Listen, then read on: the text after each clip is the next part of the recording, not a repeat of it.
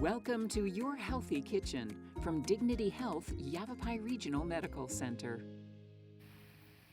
Welcome to Dignity Health, YRMC's Your Healthy Kitchen. I'm your host, Rita Carey Rubin. You know, over the last 2 years, we've heard a lot about the importance of having a strong and balanced immune system. And good research shows that healthy lifestyle habits, including regular exercise, solid sleep, and an anti-inflammatory, nutrient-packed diet all lend a hand to protect us from illness. And in addition to protecting us from viruses, a healthy immune system also reduces our risk of chronic illness, like cancer, cardiovascular, and autoimmune diseases. So today we'll talk about important habits to keep your immune system humming along, and of course we'll make some delicious food. So you've all probably heard that chicken soup is a good meal to have when you're feeling under the weather. And when we look at the nutrients in a bowl of this or any other nourishing soup, there may be some scientific basis for that claim. So here's the breakdown. All types of soup provide fluid and electrolytes like sodium, potassium, and magnesium, which keep all the systems in your body finely tuned. Protein, zinc, and selenium from chicken and other high-protein foods give solid support to a variety of important immune-specific cells. Carrots provide beta-carotene, which is a precursor to vitamin A, and they also provide vitamin C, which are other key nutrients for healthy immune function. Onions, garlic, and herbs provide important phytonutrients known to support the immune system and reduce inflammation. And onions and all of the other veggies serve as good sources of fiber, and they provide food to the microbiome, which we'll talk more about in just a minute. So you can see that chicken soup or any other soup that provides animal or plant-based protein, a variety of vegetables, fiber, and phytonutrients, they can be like little pharmacies in a bowl. So let's get cooking. So I have an amazing chicken soup recipe from Rebecca Katz, one of my favorite cookbook authors. It's packed with nutrients and flavor, and it can be turned into a vegetarian soup as well by simply replacing the chicken with tofu. So to start with the best bowl of soup, I always like to start with a homemade broth. And you can certainly just use water to prepare soup or the purchased broth or stock that you can buy in the store. But homemade broth just tastes so much better, and it adds an extra layer of flavor to your soup and also a whole lot of nutrients. And it's super easy to make. So I'll share my basic stock recipe, veggie stock first. And it's really easy. All you need is a big pot, and we'll start with adding an onion. And what's fun about making your own broth too is you don't have to slice and finely dice anything. You just cut things in big chunks. So I'm going to put this whole onion in my pot, including the skin. The skin actually added flavor, a little bit of color to the broth, and also a whole lot of nutrients, because the skins of fruits and vegetables contain lots and lots of antioxidants and anti-inflammatory chemicals and minerals and vitamins. The skins on fruits and vegetables really protect the fruit or the vegetable from pathogens or from bacteria or pests. And it's kind of the medicine for the fruits and veggies, but when we eat that, it becomes medicine for us too. So throw the whole onion in there, skin and all. I also throw in a few potatoes, red potatoes, white potatoes, whatever you like. These are small, so I'm just going to cut them in half and put them in my pot. Some carrots. No need to skin them. I just washed them, and I'm just cutting them into thirds. In the pot they go. I like adding leeks in addition to onion because it adds just a slightly different flavor and more nutrients. So greens and all. This is one leek that I trimmed and washed. You know, leeks can be kind of sandy, so you want to make sure you rinse them off real well. A good way to rinse leeks is to put them in, slice them in half and put them in a big bowl of water and swish it around and then rinse them off really well. Put a half of a bunch of celery, leaves and all, right in the pot. About a half a bunch of parsley. some whole cloves of garlic. And these I'll also just squish and put the whole thing right in the pot, skins and all. Because like onions, the garlic skins are really nutritious. You also get a little bit of a workout there. Throw in some thyme. Fresh thyme or sage works really well in a soup. And then I like to add a little seaweed. So this is a strip of kombu. And kombu adds some minerals to the broth, especially iodine, and also a flavor. It adds a little bit of umami, which is that kind of meaty, rich flavor you get from meats and cheeses, tomatoes, but it adds a nice richness to the broth. And then finally, I'll add a bay leaf or two and some black peppercorns. And there it is. That's the makings of a broth. So this is just a vegetable broth. And if I wanted to turn this into a chicken broth, I would just add chicken bones. So if I had a whole chicken that I cooked and I had the carcass or even chicken parts, legs and that sort of thing, you can save the bones, put them in the freezer, and then you can put them in your broth to make a nice chicken stock. So the last thing to do for this is just to add some water. And put it on the stove, bring it to a boil, and then turn it down and let it simmer at least a couple of hours. And the only thing you have to do is just keep an eye on it. You might have to add more water as it cooks down and as the water starts to evaporate. Or you can put that stock in a big crock pot and leave it for the day. And you'll come home and your house will smell great and you'll have a delicious broth. You can save your broth, you can freeze it, you can also drink it during the day. It makes a really nice, nourishing cup of yumminess, like a cup of tea, but with a lot of nutrients in it. So I would just prepare this ahead of time. But right now I'm just going to set it aside. And let's talk about the soup. So this is basic chicken soup with some additional flavor added to it. So basic starter is just some onion, carrots, and celery that I have cooking here in olive oil. And that's been cooking for about 10 minutes or so. A little pinch of salt, not much. And then I'm going to chop up some shiitake mushrooms. These are fresh shiitakes. You can also use dried if you have them. You could also use just plain old white button mushrooms. That would add just some nice flavor. There's that umami flavor again that mushrooms add to any kind of dish. And then mushrooms have some really amazing properties that science has been showing can really boost your immune system. And they've been used for thousands of years in traditional medicine, and there's thousands of different kinds of edible mushrooms. And science is just starting to show that they actually probably do have some good immune boosting functions.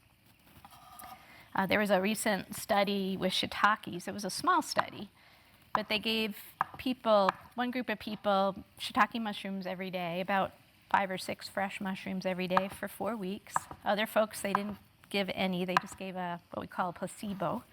And then they measured their immune function, and they found that it did improve. They had improved gut immune function. They had improved levels of natural killer cells, which are really important for fighting cancer. And they also had decreased inflammation in their body, which really can help to have a balanced, healthy, not overly active immune system, which can happen in autoimmune diseases. So white button mushrooms also have some good research behind them as well. So mushrooms in any form are really good. So I've got my shiitakes in there. And then I'm going to add a lot of flavor with some garlic. About 4 big cloves of garlic here. And I'm just chopping up. And garlic certainly has lots of research behind it as having really beneficial chemicals in it. Cooked and raw, though raw seems to be more potent. So So throw in some garlic and then some ginger. And ginger, too, has a long history of being used for therapeutic benefit, especially gut function. So if you're having a bellyache, sometimes a little ginger tea helps. And ginger, there is actually a recent study with ginger showing that fresh ginger or fresh ginger extract was very helpful in preventing viruses from attacking the respiratory system. So interesting stuff. I mean, all of these are real small studies, but they show, the promise of food and how food really helps to give you a strong immune system. So I'm just chop this up. So this is it'll be about a tablespoon of finely diced or minced fresh ginger. Also adds amazing flavor to things. Smells so good. And that's it. That's really, one more thing we're going to add. I forgot. We're going to add a little turmeric as well. And the turmeric is also a very powerful spice. It has very strong anti-inflammatory, antioxidant activity as well. So just a little bit of dried turmeric is going in the pot. If you have fresh turmeric, you can use that too. You just chop it up just like you do the ginger and give it a stir. So I'll just let this cook down for a little bit, just a minute or so, and then I'll add some of the broth.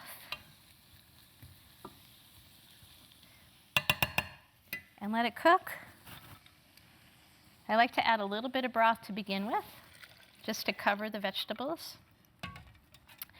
And that allows me to deglaze the pan, which means I am stirring up some of maybe the little caramelized bits on the bottom of the pot, because that adds amazing flavor. And I want to get that into my soup. And then we'll just add the rest of it. It's nice if you preheat your broth as well, because then that doesn't cool down your pan too much. And you just bring this to a boil and then turn it down to a simmer and let it cook for maybe about 20 to 30 minutes. Depends on how much more the vegetables have to cook to make them tender. So that's almost done. Actually, it's delicious just the way it is. But you finish it off by adding some protein. So when you're ready to serve it, you can put in some chopped up chicken or some tofu. Tofu is great. I had that for dinner last night. It was wonderful. And we're going to add some miso. So miso is a fermented soybean product. And like all fermented foods, it contains probiotics. So probiotics are beneficial bacteria. And there's a lot of research these days on how fermented foods, that if we eat them every day, a variety of different fermented foods, it could be things like miso or kimchi or sauerkraut or yogurt or kefir, any kind of fermented dairy product, will bring those healthy bacteria into your gut, and they really help to boost the immune system in your gut. And your gut is actually the center of your whole body's immune function. Because if you think about it, the gut is exposed to all sorts of things that we bring in from the environment. And the immune system there has to pick through what's good, what's not so good, and it actually teaches the rest of the immune system and the rest of your body to recognize pathogens and to leave healthy proteins and other products alone. So a little bit of miso.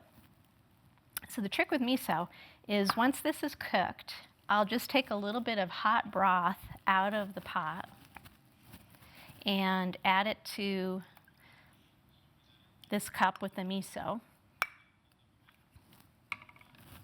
And I'll just mix the miso into the broth and make like a paste. And then I'll add this to the broth just before serving, because I don't want to boil the miso, because that'll kill off that beneficial bacteria, and I want to try to get some of those in my body. So you just make a little paste, just so it blends in well. And right before serving, I'll stir this into the soup, and then finish it off with a little bit of lemon juice and some scallions So it'll look like this. I put some spinach in the soup too. You can also add something like watercress or any other finely sliced green. And if you add it to the bowl right before serving, that really helps to preserve the color of the green, because once the green cooks, it gets that a little bit duller color. So to serve it, we'll just top it with some scallions for a nice little punch of flavor, and just a little spritz of lemon juice, which really brightens the whole thing up. Oops, don't throw the whole lemon in there like that. And that's it. There's a beautiful, beautiful bowl of soup. Like I said, it can be vegetarian if you skip the chicken and you add tofu, but rich and nourishing and packed with amazing nutrients that help to balance and support your immune system. So here are some additional tips for having a healthy immune system from the folks at the Harvard T.H. Chan School of Public Health. So eat a balanced diet with whole fruits, vegetables, lean proteins, whole grains, and plenty of water. A Mediterranean style of eating is one option that includes these types of foods. And if a balanced diet is not readily accessible, consider taking a multivitamin, or even taking it as an insurance policy. Don't smoke or stop smoking if you do. Drink alcohol in moderation. Perform regular daily exercise, and if you can, get out and get some fresh air and sunshine while you're at it. Aim for 7 to 9 hours of sleep nightly, and try to keep a sleep schedule, waking up and going to bed around the same time each day. Our body clock, or circadian rhythm, regulates feelings of sleepiness and wakefulness, so having a consistent sleep schedule maintains a balanced circadian rhythm so that we can enter deeper, more restful sleep. Aim to manage stress. I know sometimes this is easier said than done, but try to find some healthy strategies that work well for you and your lifestyle, whether that be exercise, meditation, a particular hobby, or talking to a trusted friend.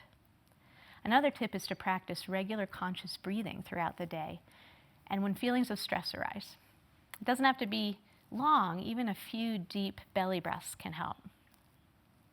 Be sure to work with your doctor to monitor the vitamin D level in your blood. We're learning more and more about how important vitamin D is to our immune function. And of course, wash your hands frequently throughout the day. And as always, eat well and be well, and be sure to check out all of our easy, healthy recipes and videos at yrmchealthconnect.org. And you can follow me on Facebook as well, where I post photos and videos of the simple, healthy food I make at home, plus links to my favorite food and gardening destinations on the web. So we'll see you again soon.